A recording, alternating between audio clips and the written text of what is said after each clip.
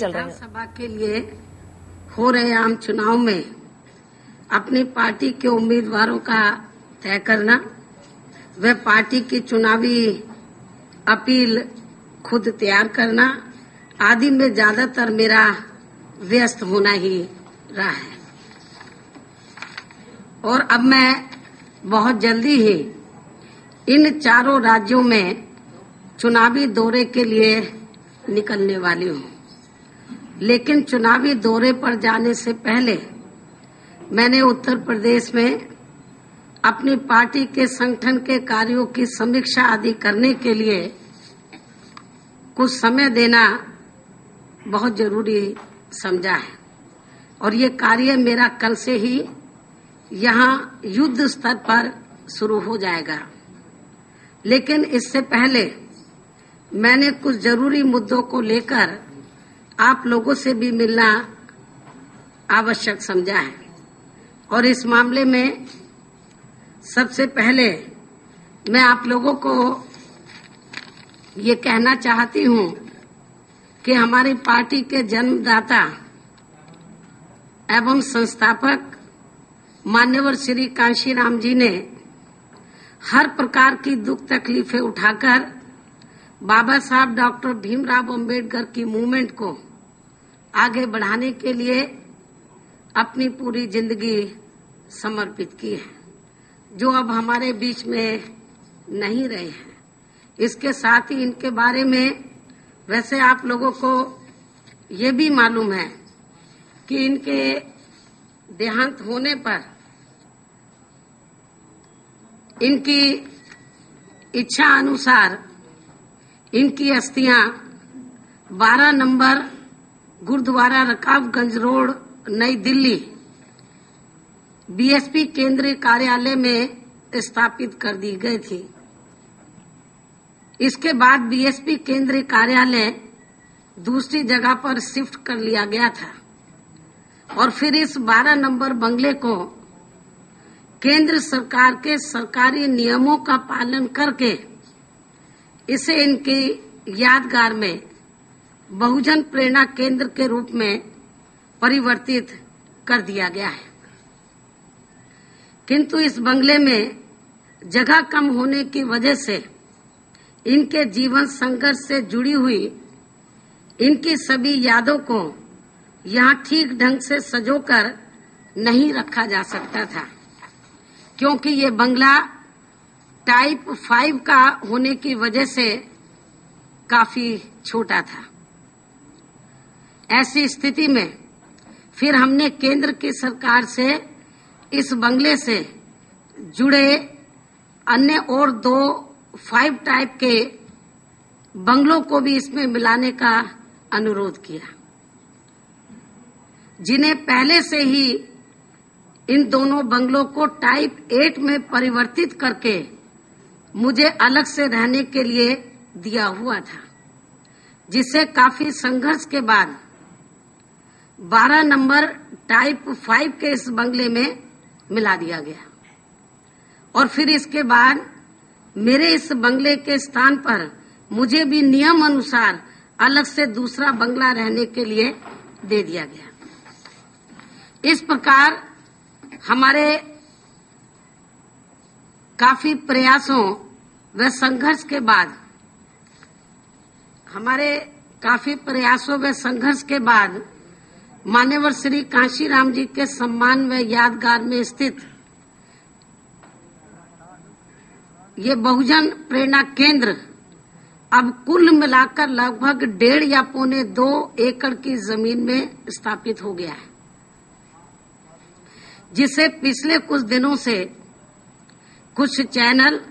व कुछ अखबार, मैं सबकी बात नहीं कर रही हूँ, जिसे पिछले कुछ दिनों से कुछ चैनल व कुछ अखबार इसे इस प्रकार से बहुत बड़ी न्यूज बनाकर दिखा रहे हैं जैसे हमने केंद्र की सरकार से बहुत बड़ी जमीन मान्यवर श्री कांशीराम जी के सम्मान में बहुजन प्रेरणा केंद्र स्थापित करने के लिए ले ली है। जबकि इससे पहले दिल्ली में ही कई हस्तियों के स्मारक व संग्रहालय लगभग 5 या 6 एकड़ की विशाल जमीन पर सरकारी बंगलों में ही बने हुए हैं। लेकिन यहाँ खास ध्यान देने की बात यह है कि इन बड़े बड़े सरकारी बंगलों को लेकर कभी भी किसी भी एक चैनल या अखबार ने देश की जनता के सामने इनकी विशेष स्टोरी बनाकर नहीं दिखाई है। इससे इनकी दलित विरोधी मानसिकता यहाँ भी हमें साफ झलकती हुई नजर आती है। इतना ही नहीं बल्कि मान्यवर श्री कांशीराम जी के सम्मान व यादगार में बनाए गए इस पवित्र स्थल का पूरा खर्चा व रख रखाव हमारा ट्रस्ट खुद करता है, जबकि दूसरी हस्तियों के स्थलों का ज्यादातर खर्चा सरकारी स्तर पर ही किया जा रहा है। इसके साथ ही दूसरी हस्तियों की यादों को स्थापित करने के लिए इन सरकारी बंगलों में अनेकों परिवर्तन भी किए गए हैं। लेकिन जब यही थोड़ा सा परिवर्तन हमारे ट्रस्ट द्वारा किया जाता है तो दलित विरोधी मानसिकता रखने वाले लोग सारे नियमों के लिए में अनेकों परिवर्तन भी किए गए। लेकिन जब यही थोड़ा सा परिवर्तन हमारे ट्रस्ट द्वारा किया जाता है तो इसे फिर दलित विरोधी मानसिकता रखने वाले लोग इसको लेकर सरकारी नियमों के उल्लंघन करने की बड़ी बड़ी बातें करते हैं। और इतना ही नहीं बल्कि दिल्ली में काफी लोगों ने अपने सरकारी रिहायशी बंगलों में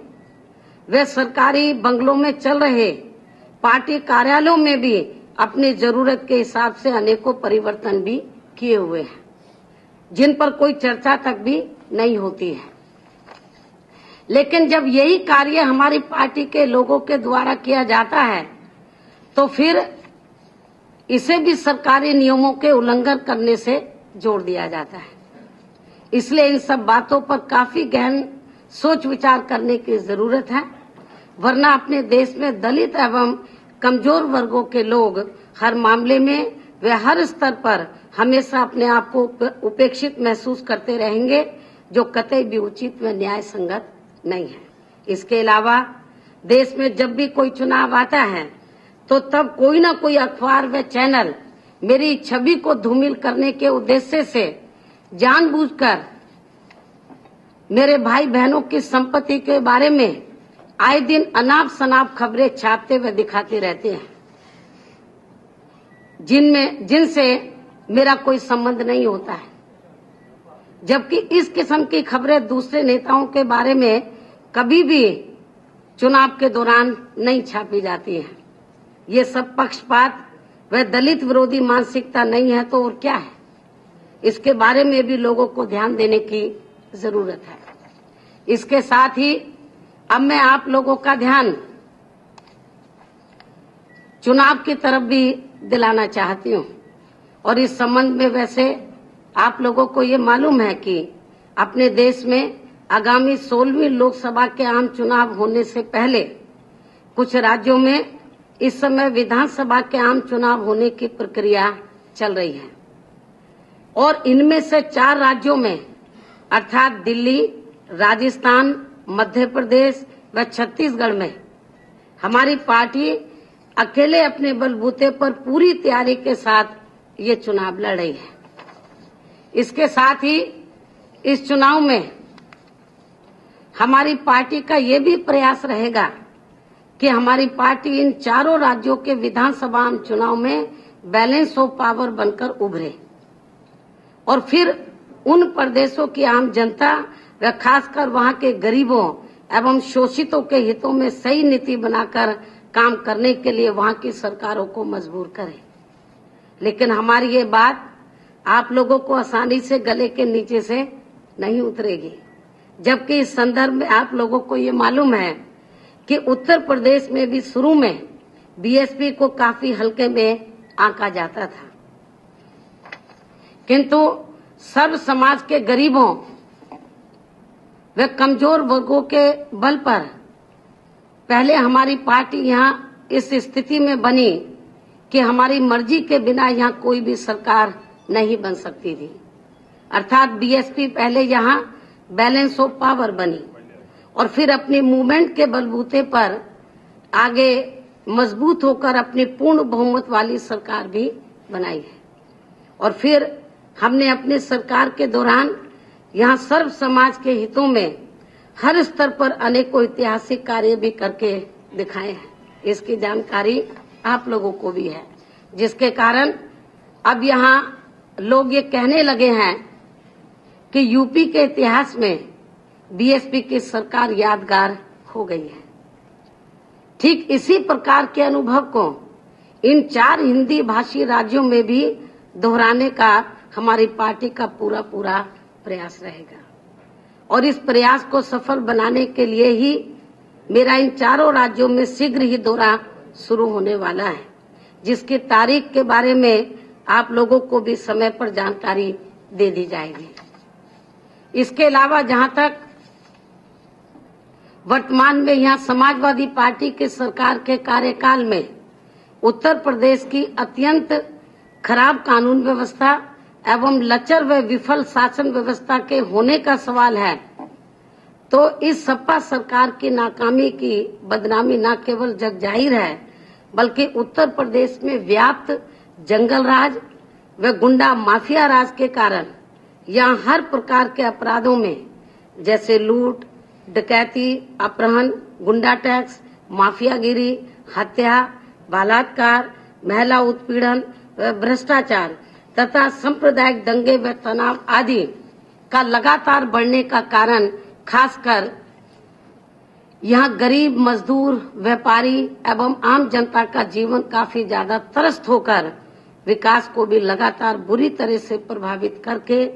प्रदेश को पीछे ढकेल रहा है। क्योंकि प्रदेश में जब तक शांति व्यवस्था व अमन चैन का वातावरण कायम नहीं होगा, तो तब तक यहाँ विकास, व्यापार व उद्योग धंधे कतई भी पनप नहीं सकेंगे, जिससे फिर प्रदेश में खासकर गरीबी एवं बेरोजगारी की समस्या विकराल रूप धारण करती जाएगी। और ऐसी स्थिति में फिर उत्तर प्रदेश पूर्ण रूप से पिछड़ा प्रदेश बन जाएगा। और यही सब मुख्य कारण है कि अब उत्तर प्रदेश में नए उद्योग धंधे नहीं लग पा रहे हैं और जो भी यहाँ उद्योग धंधे लगे हुए थे तो उनके पलायन की भी तैयारी चल रही है, ऐसी भी हमको जानकारी मिल रही है। और इसके साथ ही प्रदेश स्तर पर यह विकास का काम तो पूरी तरह से ठप है, अर्थात कुछ लोगों को लैपटॉप व छात्रवृत्ति बांटने से या बेरोजगारी भत्ता बांटने से यहाँ उत्तर प्रदेश का विकास व कल्याण आदि संभव नहीं हो सकता है। ऐसी स्थिति में खासकर युवा वर्ग के सामने बेरोजगारी की काफी विकट समस्या यहाँ उत्पन्न है। इस प्रकार वर्तमान सपा सरकार में प्रदेश के लोगों की समस्याएं यहाँ लगातार विकराल रूप धारण करती जा रही हैं और अब तो अपनी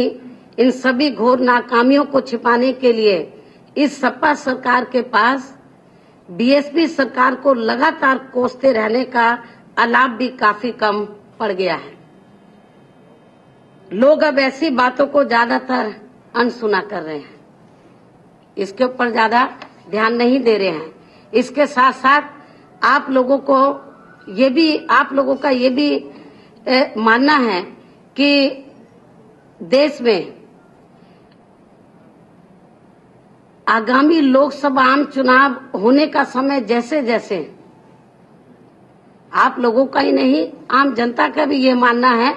कि देश में आगामी लोकसभा आम चुनाव होने का समय जैसे जैसे नजदीक आता जाएगा, तो वैसे वैसे सपा और भाजपा की आपसी अंदरूनी मिली भगत से वे एक दूसरे को चुनावी लाभ पहुंचाने के लिए यहाँ सांप्रदायिकता के जहर को फैलाकर वोटों का ध्रुवीकरण करने के लिए सबसे ज्यादा उत्तर प्रदेश में माहौल को खराब किए जाने का खतरा है, जिससे यहाँ के जनता को काफी ज्यादा सतर्क रहने की जरूरत है। ऐसी स्थिति में आज मैं फिर से मीडिया के माध्यम से उत्तर प्रदेश के महामहिम श्री राज्यपाल जी से यहाँ राष्ट्रपति शासन लगाने की सिफारिश का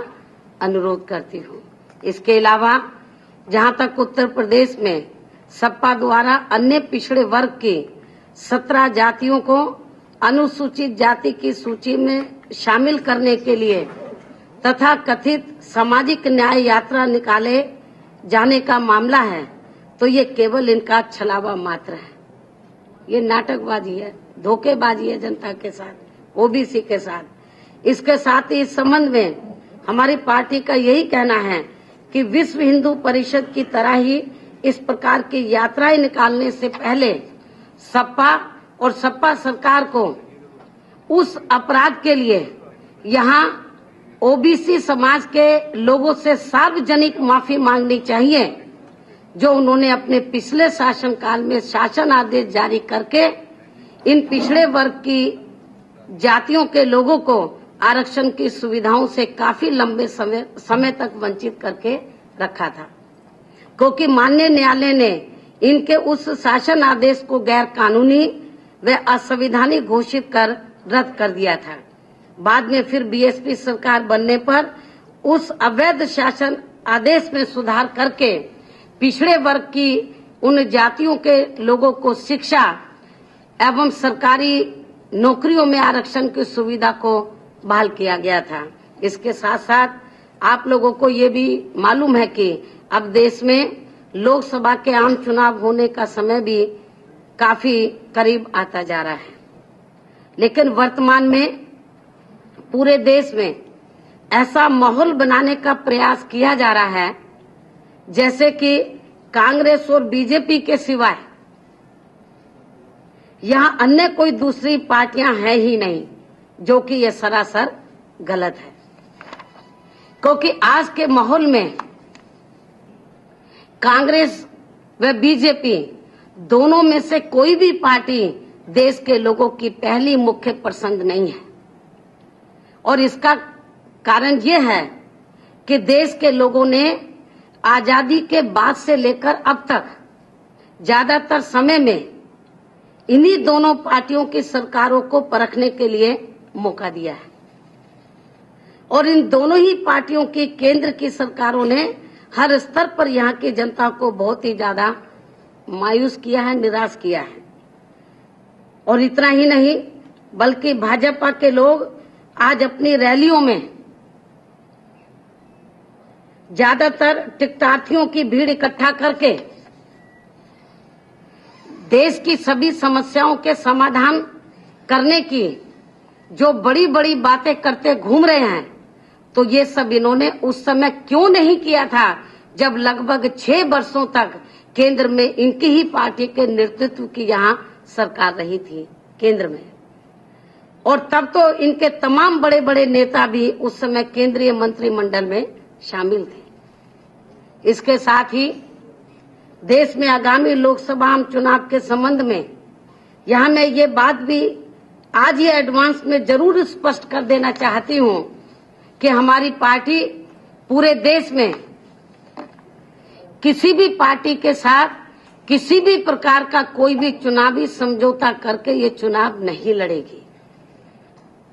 अर्थात हमारी पार्टी पूरे देश में पूरी तैयारी के साथ अकेले अपने बलबूते पर ये आगामी लोकसभा का आम चुनाव लड़ेगी। इसके साथ ही हमारी पार्टी के बारे में समय समय पर उड़ने वाली ये बात की हमारी पार्टी का कांग्रेस से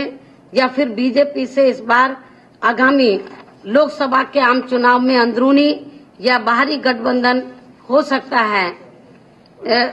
है। इसलिए ये सभी बातें भी इनकी पूरी तरह से अफवाह व बेबुनियाद है।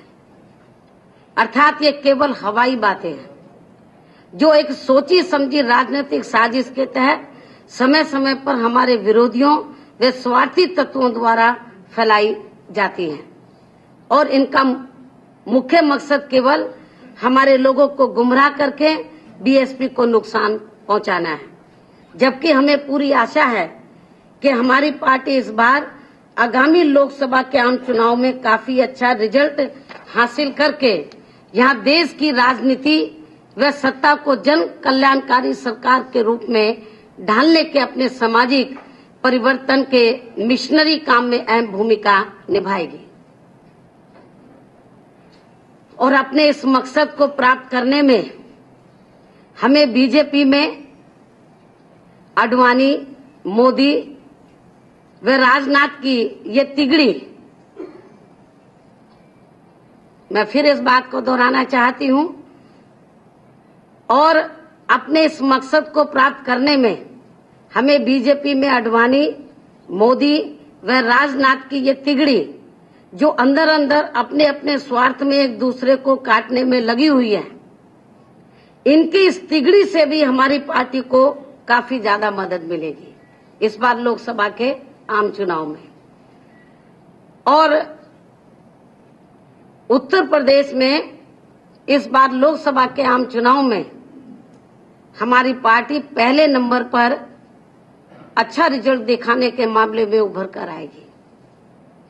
ऐसा मुझे उत्तर प्रदेश की जनता के ऊपर पूरा विश्वास है।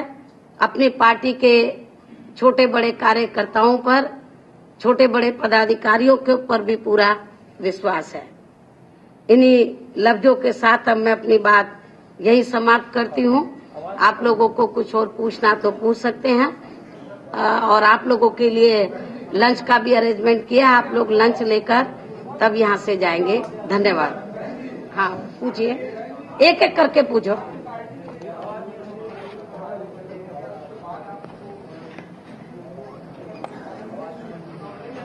अभी इस मामले में हम लोग ये देख रहे हैं कि कानून उनके खिलाफ क्या एक्शन ले रहा है। जब वो फाइनली किसी नतीजे पर कानून पहुंच जाएगा तो हम भी, हमारी पार्टी भी फिर कोई ना कोई एक्शन जरूर लेगी, लेकिन कानून पहले अपना काम करे, फाइनली किसी नतीजे पर पहुंचे।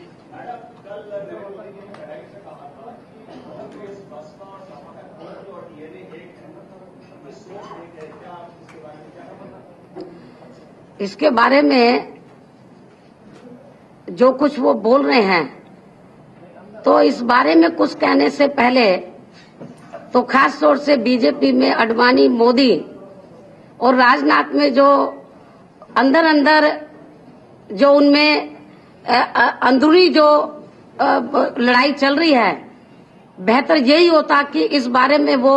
ओपन मंच से कुछ कह देते अपनी इस तिगड़ी के बारे में, तो मैं समझती हूँ कि वो ज्यादा बेहतर होता। लेकिन जो ये बार बार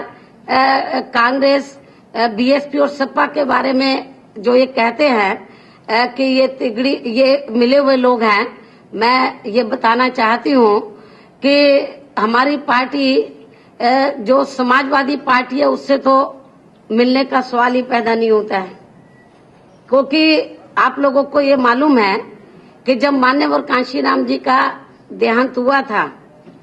तो उनके देहांत होने पर उस समय उत्तर प्रदेश में समाजवादी पार्टी की सरकार थी। उनके देहांत होने पर एक दिन का भी राजकीय शोक डिक्लेयर समाजवादी पार्टी की सरकार ने उस समय नहीं किया था, और उस समय केंद्र में भी कांग्रेस पार्टी के नेतृत्व में सरकार चल रही थी, तो कांग्रेस पार्टी ने भी एक दिन का राष्ट्रीय शोक डिक्लेयर नहीं किया था। तो जिन्होंने कहा है उनसे जाकर इस सवाल का जवाब पूछो तो ज्यादा बेहतर होगा।